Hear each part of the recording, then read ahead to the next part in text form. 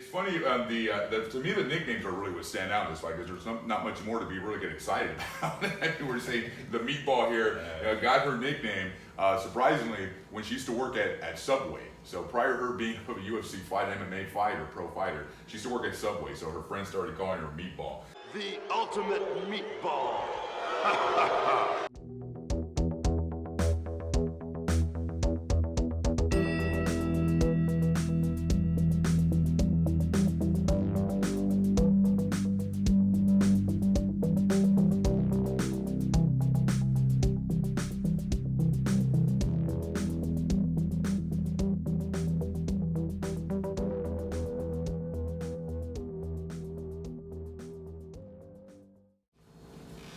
Episode 4 of The Rear Naked Toke. It's me, Daniel, and my brother Adrian. Cheers. Cheers, brother.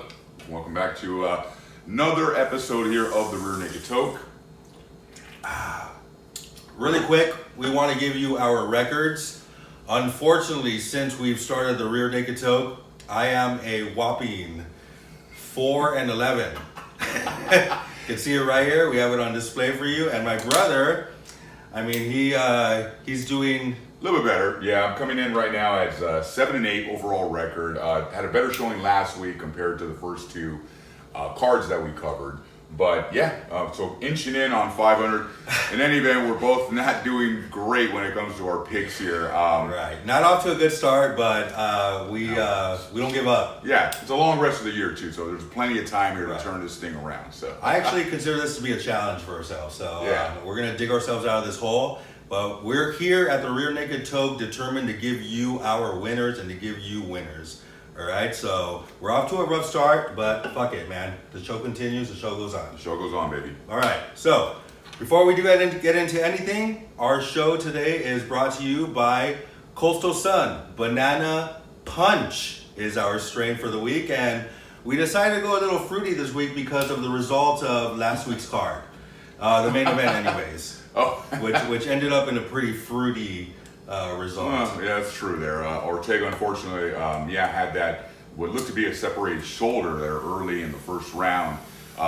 Another weird victory there for Yair Rodriguez, and he's celebrating like he, had just, beaten, that earned that victory solid. I mean, but yeah, not a great main event, whereas the rest of the card was actually very, very entertaining. Pretty entertaining, yeah.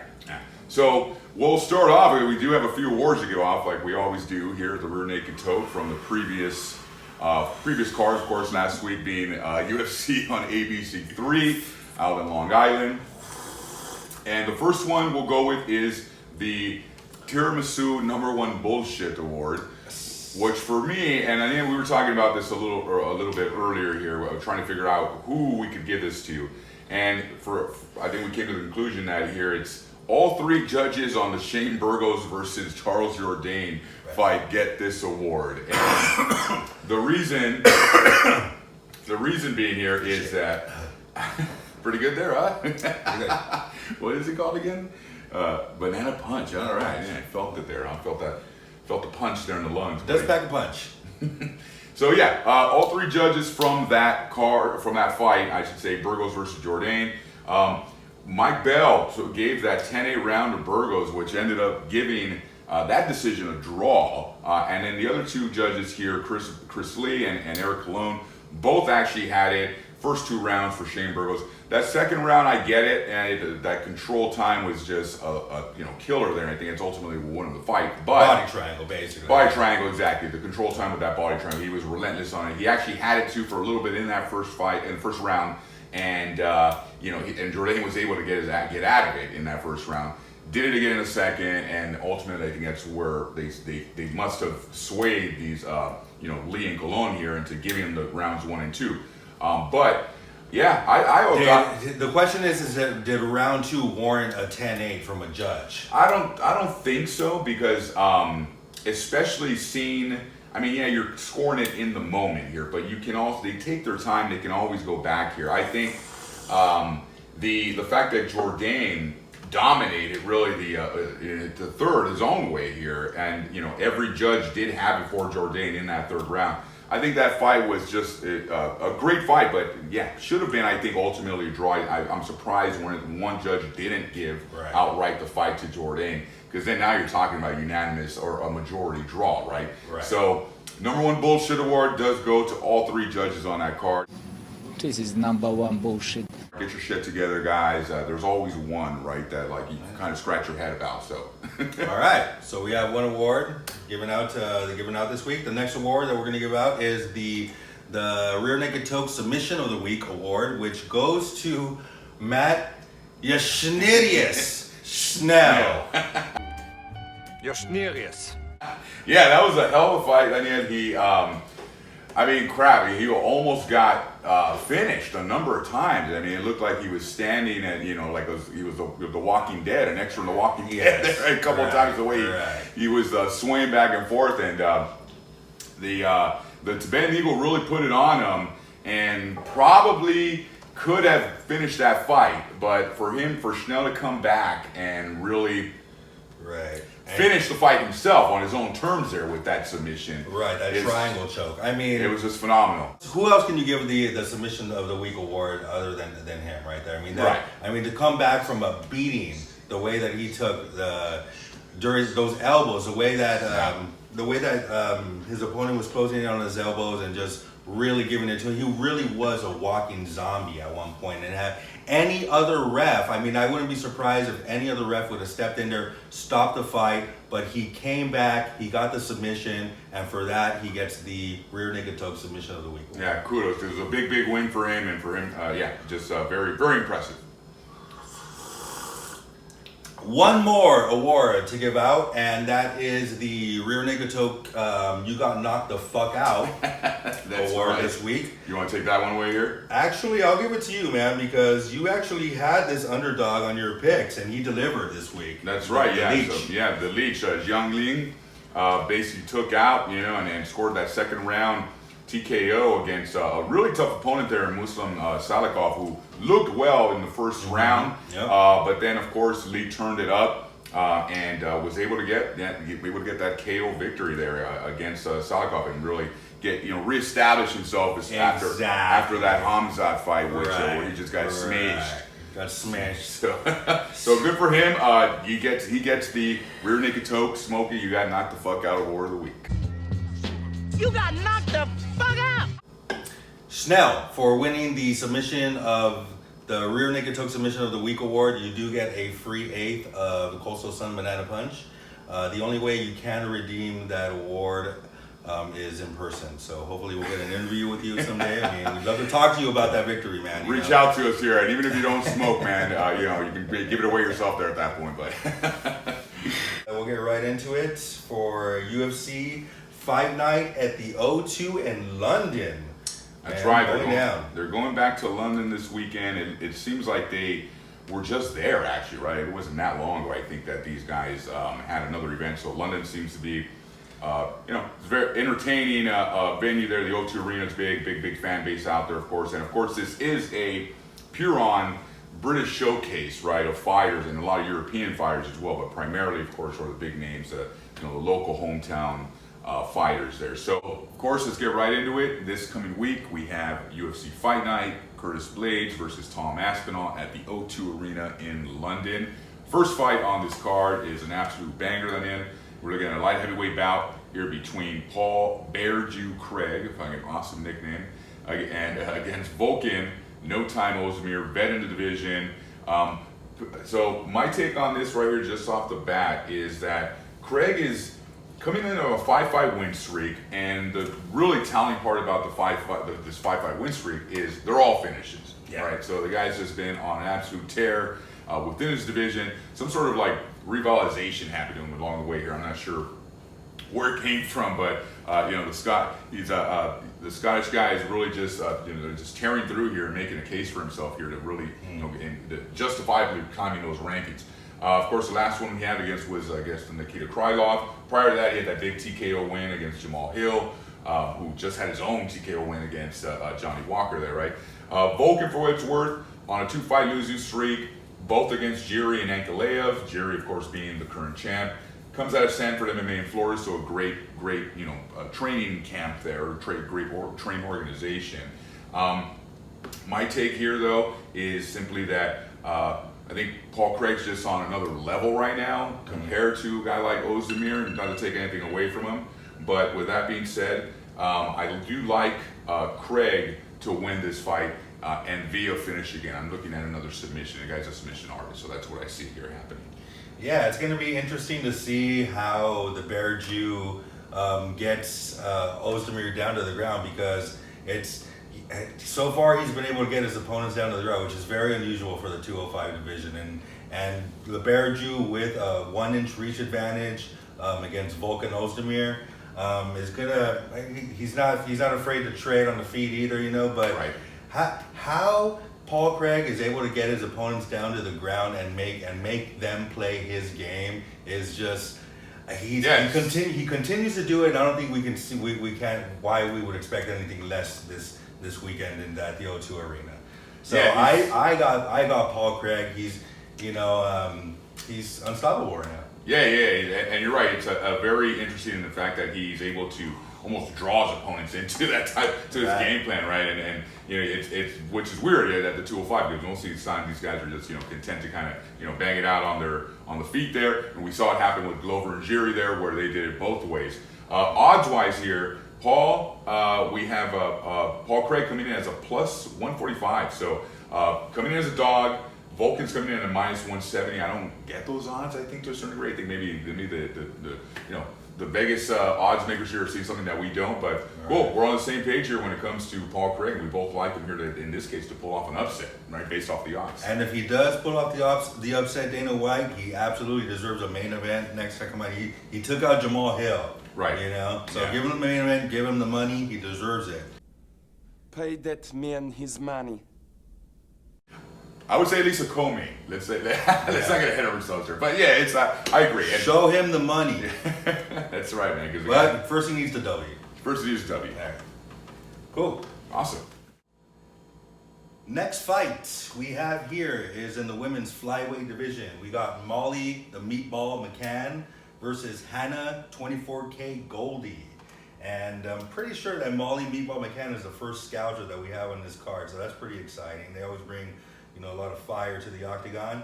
And I think that we're just going to see absolute domination by Molly McCann. I mean, there's just no way that she's going to, be losing in the O2 arena. The only female scouser I think there is in the UFC right now. So Hannah Goldie, Hannah 24K, I mean, fortunately, she's, she's going to get a free trip to London, probably lots of pictures on Instagram. Right. Stuff like that. So hopefully she doesn't get too beat up during the process. But I just do not see any way that she. I'm trying to see how 24K can take a W away from this one, but I just do not see it. The way Molly McCann looked in her last fight, surprised her opponent with that elbow for the KO is just as mean as it gets. So. What are your thoughts? Yeah, so I got I'm on the same page with you here. I definitely have the Meatball pulling off a victory, of course, in their right there in her backyard. Exactly. Coming off that impressive TKO win against Luana Carolina, it was like a spinning back elbow that was just like basically floored that whole arena. And it floored Luana too, on top of everything else, right? It's funny, to me the nicknames are really what stand out in this fight, because there's not much more to be really get excited about. We're saying the Meatball here got her nickname, surprisingly, when she used to work at Subway. So prior to her being a UFC fight, MMA fighter, pro fighter, she used to work at Subway, so her friends started calling her Meatball. The ultimate meatball. Nice. Of course, a Liverpool hometown girl. Goldie, for what it's worth, she's 1-1 in the UFC. She got that sub against, I think it was Emily Whitmore in her last fight. The only thing really exciting to me about Hannah Goldie here, she's coming in with a 6-2 record, right, is the fact that she is one of, I think, maybe, I don't know how many, very little, I would imagine, UFC female fighters that have an OnlyFans account. So, maybe she can do something up there in London during the time she's out there this weekend. But smoking hot. Sign me up. Yeah. I did not know that, actually. Yeah, but I'm going to go with you, man. I'm with you here, all 100%. Meatball, I'm Meatball with the win. I'm going to say probably unanimous decision. Odds-wise, they're saying it the same way. Molly's coming in as a -400, one of the bigger favorites on the card, and Goldie as a +300. So, I mean, if you're a betting man here, which you and I both are, yeah, you got to go with the with McCann here to pull off the win, of course, in London there. So. Cool, man. Looks like we're on the same page here so far. All right, so far, man. A total opposite from last week. Right. So far. All right, cool. Right on. Okay, on to the next fight here on Aspinall versus Blaydes, UFC London. We have a light heavyweight bout between Nikita the Miner Krylov and making his return here after a 2-year layoff, Alexander the Mauler Gustafsson. So, light heavyweight bout, right? We talked about this earlier with Paul Craig and Ozdemir here. This one, I don't expect it to go to the ground. I think this one's definitely going to be another banger within the division here. You got Krylov, who's obviously a vet within the division as well. You know, he's 27-9. He's very tough. He's fought some of the best in the division has ever had to offer, right? Comes out of Valley Judo MMA. And surprisingly, with a 27-9 record, he's only 30 years old, which is mind-boggling to me, right? To be that young and have that many fights under your belt. Yeah. For what it's worth, on Gustafsson's side, overall 18-7. His last fight, like I mentioned, was back in 2020. He is coming off of a 3-fight losing streak, the most recent one being that one against Fabricio Verdum, which I couldn't believe happened. But to his credit, his last win has been against former champion Glover Teixeira. So he has been some of the best as well, and Jan Blachowicz, of course, Glover, like I mentioned. I just see it going the other way after that layoff there. A lot of times there's a lot of ring rust involved, right? Octagon rust. I like Nikita Krylov in this fight, Daniel, via a unanimous decision win. Right on. So yeah, this one's tough, man, and I mean, me personally, I think it's almost a coin toss that we're looking at over here, because you don't want to take anything away from Gustafsson, his movement. Like you said, we're probably going to see some ring rust after a couple of years layoff over here. I wouldn't be surprised though to see Gustafsson find some rhythm though, and it'll come back to him quickly. Hopefully in the second round. I mean, like I said, man, this is a tough one, but I'm going to have to agree with you, Adrian, with Nikita Krylov. I just see him more active. That ring rust, and Gustafsson only has a 1-inch reach advantage, not a huge reach advantage that we're talking about over here, because they're absolutely going to trade. So, but I agree with you. I want to give Gustafsson maybe one round in this one. And I'm also going to agree with you with Krylov on a unanimous decision. Right? Yeah. I mean, he's obviously been more active over the last couple of years here, and he's now his last 2 losses. Like I mentioned, he's coming off those he's got a 2-fight losing streak going into this fight, so kind of needs a win here. But yeah, against really tough opponents too. He had that sub loss against Paul Craig. Prior to that, a loss to Ankalaev, who's just also rising the ranks here and is potentially in line for a title shot himself down the line. But has been the likes of Johnny Walker, OSP, and not to mention went the distance with Glover. Split decision. Yeah, split decision lost there. So he's no pushover, and I like the Ukrainian here to pull off the victory, like we mentioned. But so you better not make any mistakes, though, man. You got to be on point, man. With Gustafsson, absolutely, because you're right. He's gone against the best of the best, and he's had those wars with John Jones, and it's. You got to see we'll find out how much is left in the tank. As far as the odds go, Vegas does like Krylov too. He's coming in as a -180 favorite versus a +155 for the Mauler. So that could be a good bet there, though, if you want to go with the Mauler for a potential upset and maybe boost a parlay payout. But we both like Krylov, which all right, man. So it's a complete opposite from last week. Yeah, we're all I hope that bodes well for us. I don't know. We'll find out here. Well, cool. All right, here we go with the next fight at 155, and one that's everyone's been waiting for, one that's going to be an absolute banger, an exciting one. Everybody's been talking about Paddy the Baddy Pimblett, and he's coming back to the O2 Arena after an exciting submission win in his last fight, and he's going to be facing Jordan, the Monkey King Levitt. Yeah, you're good. Levitt, I think it might be. Levitt? But yeah, you're good. All right. Out of his affiliation is Syndicate MMA. Not really good training camp that he's coming out of, and training partners. Let's not take that away from him. But I mean, let's face it, man. He's got a tough challenge ahead of him, and Paddy the Baddy Bimblett at the O2 Arena. And what I like about Paddy the Baddy is that he's a joker. You know, he likes to joke around, but you see him transform into an absolute monster when he gets into that octagon. Right. And he is no joke, man. I mean, he's staring you down, and he is business in the octagon. So I expect us to see more business Saturday night at the O2 Arena from Paddy the Baddy Bimblett. I mean, with two first round finishes in his UFC career so far, let's see if it can go past the first this time. But even if it does, Paddy the Baddy has proven that he can choke you out. He has already in his debut faced some adversity, you know, even in that very first round. So that first fight against Vendramini, where this guy was getting pieced up a little bit there, and you know, looked like he might have been staggered at one point. They weren't sure. The fight went on, and then he ultimately was able to pull off that TKO victory, right? And you mentioned it just now, right? He's got 2 finishes, one on the feet, and then one via submission here, right? So so this fight's super interesting to me too, because I don't want to take anything away from the Monkey King, Jordan Levitt, who also has probably one of the coolest nicknames too in the UFC, at least on this card anyway, right behind the Bear Jew, Paul Craig. But Paddy, yeah, you're right. 18-3 pro record, being billed as the next Conor McGregor, essentially. I mean, that's how popular this kid is.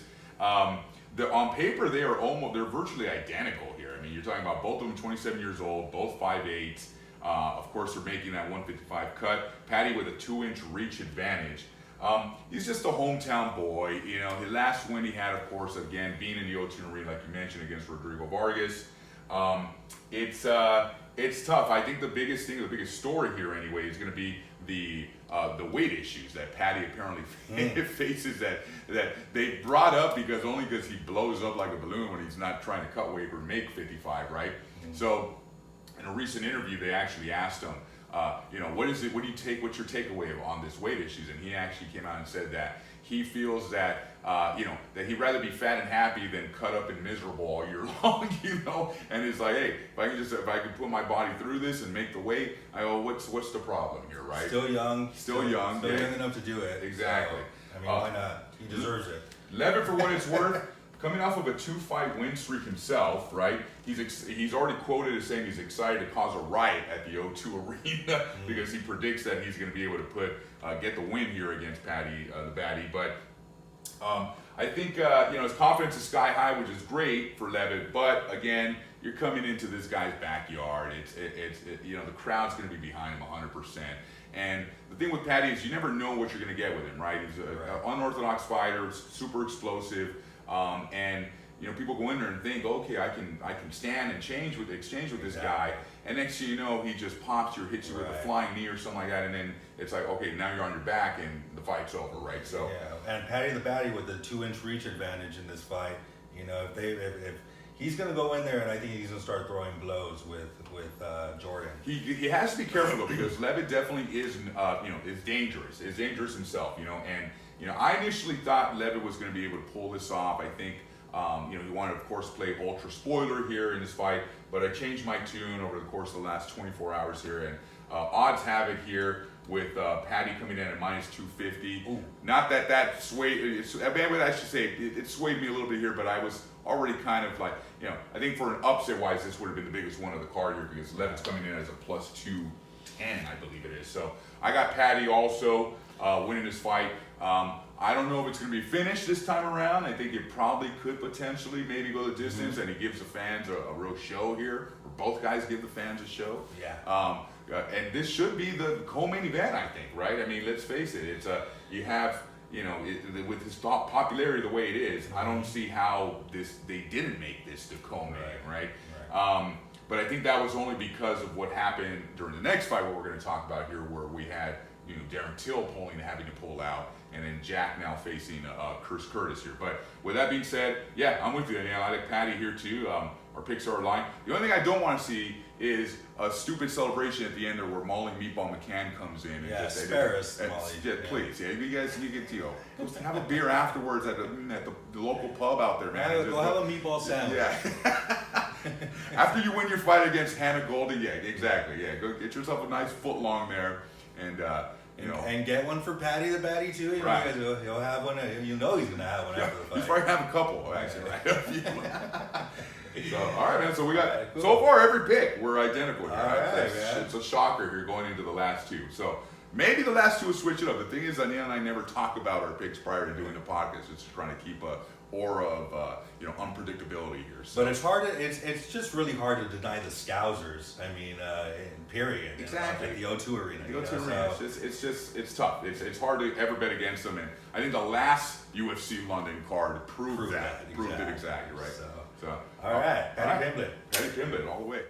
Okay, on to the next fight here, and that is the co-main event of the night of UFC London, Blaydes versus Aspinall.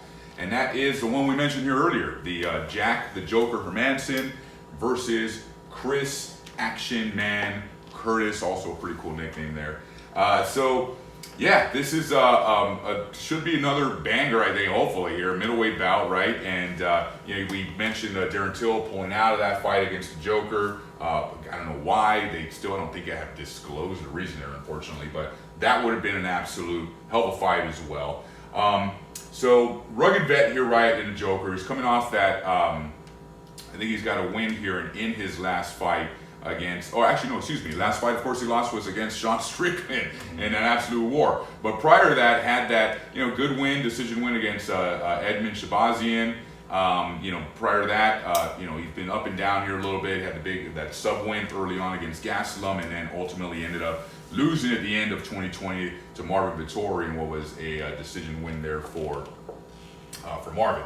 Like I mentioned here, it's really just hard to know where to kind of go here. The odds are I'll get to that right now, are going to dictate that 100%. Chris Curtis, though, is just, I think, on one of those guys that is like on his own little tear here, right? He just had that win against Rodolfo Vieira.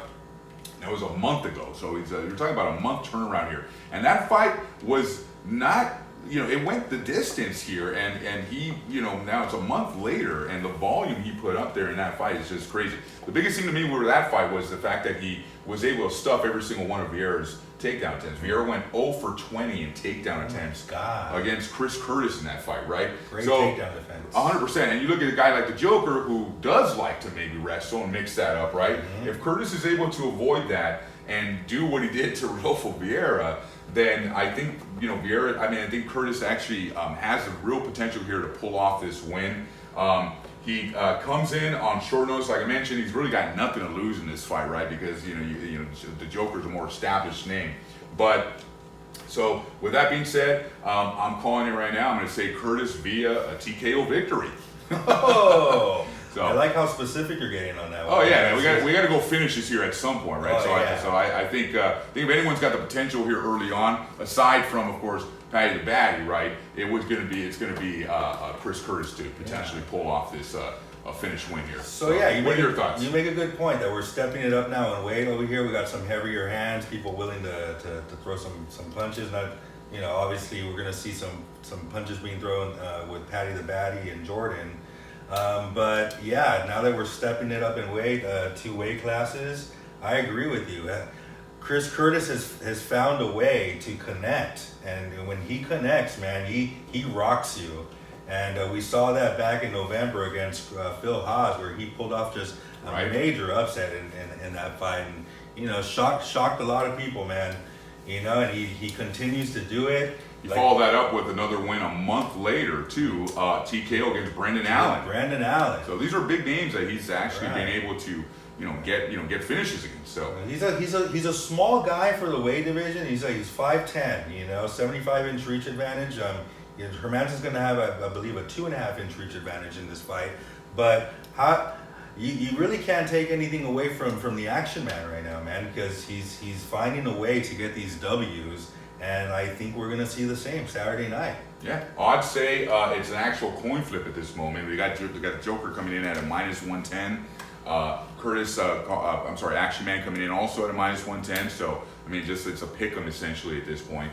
But yeah, I surprised, man. We're on the we're picking the same fighters all the way through 5 fights now going into this main event. But yeah, I mean the teletape I think tells it all here. So.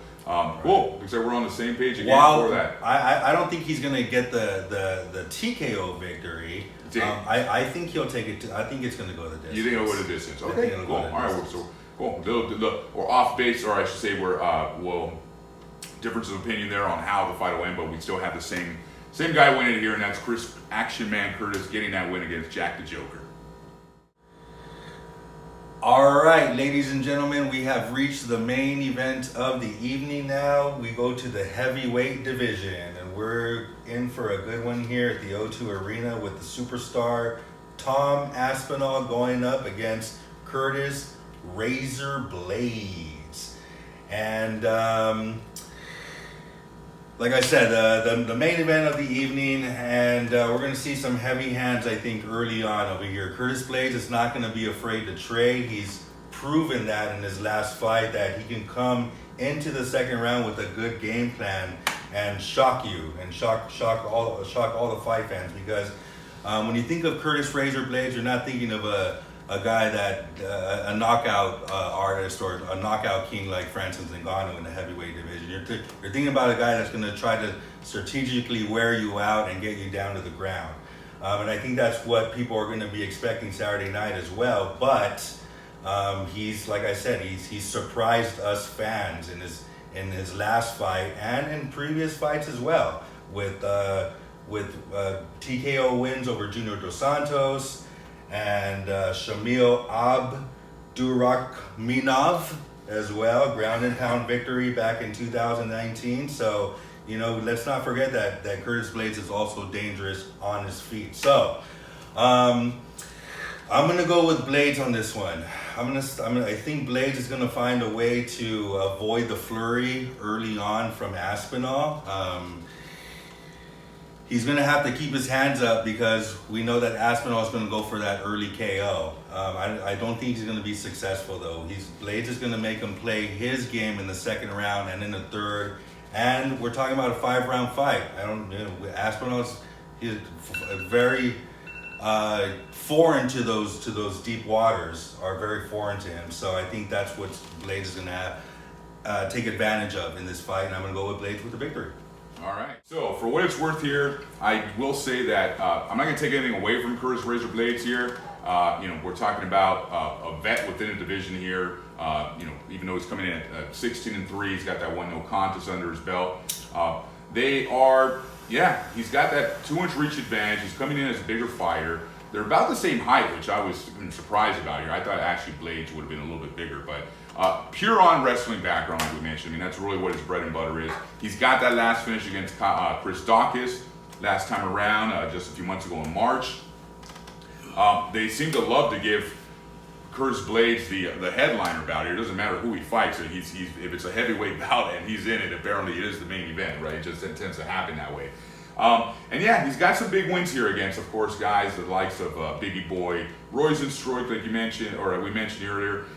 He's got a win, a decision win against Volkov just a couple years ago as well. He's fought some heavy hitters within the division. There's no taking anything away from him there. But with that being said, what I did learn from the last UFC London event is that you do not bet against these UK fighters in their hometown. And Tom Aspinall right now, okay, is just on another level, I think, when it comes to this rise to stardom within that division. Okay? And let's look at the record here, man. The last few fights he's had, right? Sub win against Volkov back in March of this year. Prior to that, sub win against Andrei Arlovski in February of last year.